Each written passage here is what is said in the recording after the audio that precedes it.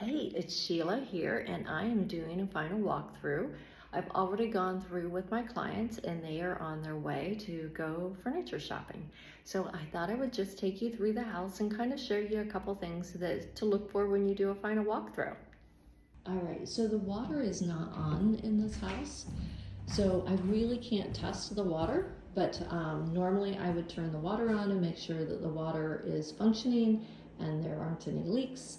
I've checked underneath all the cabinets to make sure that there's, not any critters hanging out, or that there haven't been any leaks, which of course would be kind of hard because the water has been turned off for a while.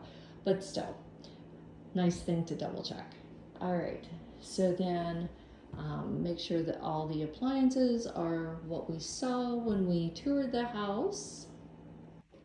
And again, I do the same thing in the bathroom and make sure that the water is functioning, but that's not an option today.